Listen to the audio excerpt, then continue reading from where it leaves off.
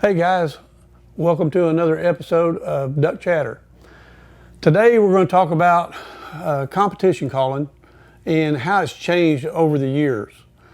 When I first started competition calling, it was in 1983, and everybody was using wooden calls. Acrylic hadn't hit the market yet, and things were kind of old school.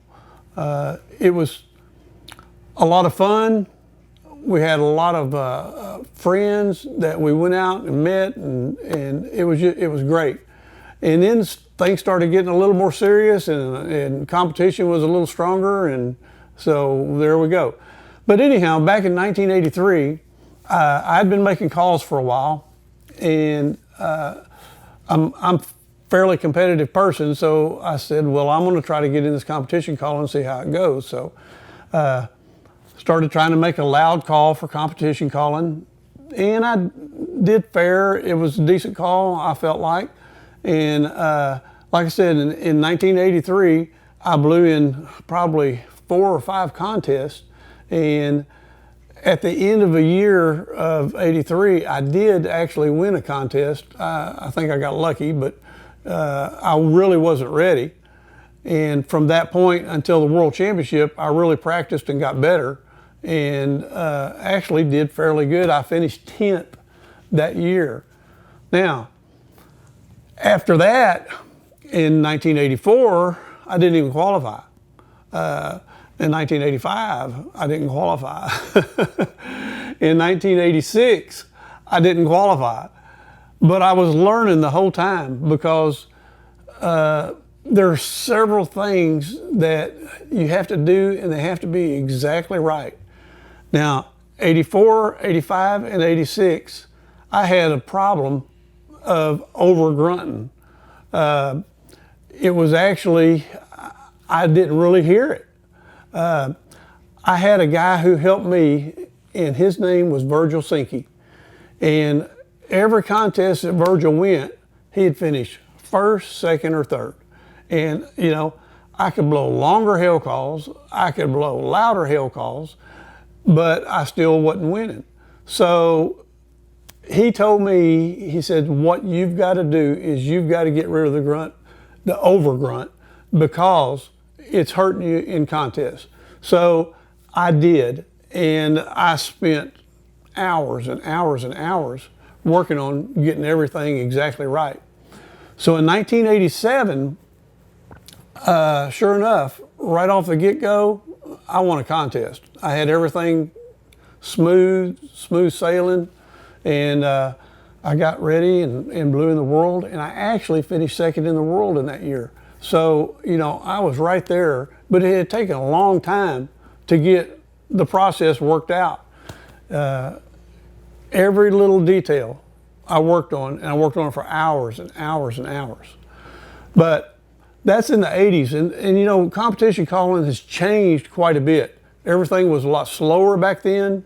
Everything was a lot lower tone back then. And in the 90s, everything started changing. We started getting more volume, higher pitch, and a little bit more aggressive calling, so faster calling. So in the 90s, the calls started going to acrylics and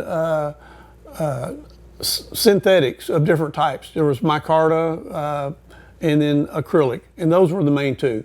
The Corian came in the 90s, and there were some Corian calls that did fairly well. But the thing about the 90s is that was probably the biggest change. Everything got faster, louder, sharper, and it just kept going and going and going and building and building and building. So I would say the 90s, and especially the mid-90s, were the biggest changes during the competition calling era. So from the 90s to the early 2000s, you know, the calls kept changing, but they got higher and they got louder, but they also got more mistake-free.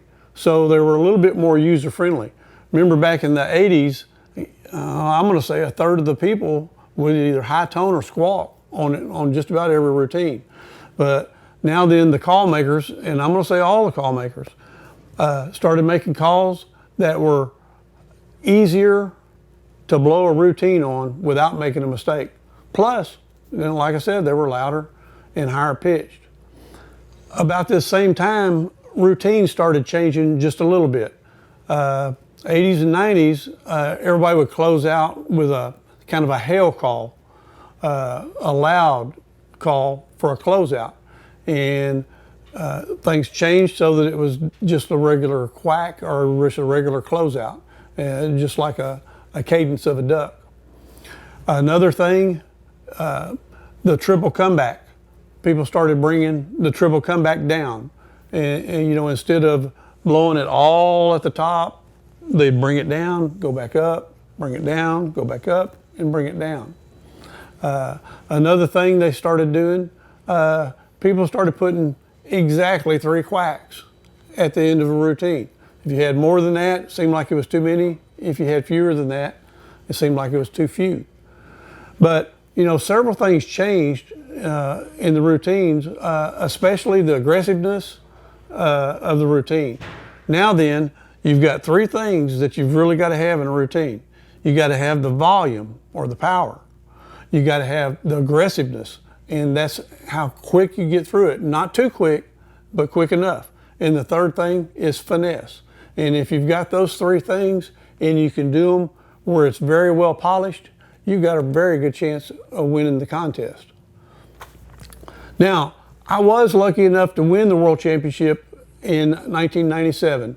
But during the 90s, I blew in the World Championship and I finished 2nd twice, 3rd twice, 4th twice, 5th, right down the road. I think I finished in the top 10 like 11 out of 14 times. I just wanted to give you just a little bit of history on my competition calling and on competition calling, and just, you know, kind of give you an idea of where it was and where it's come to, because we have people ask us about that all the time.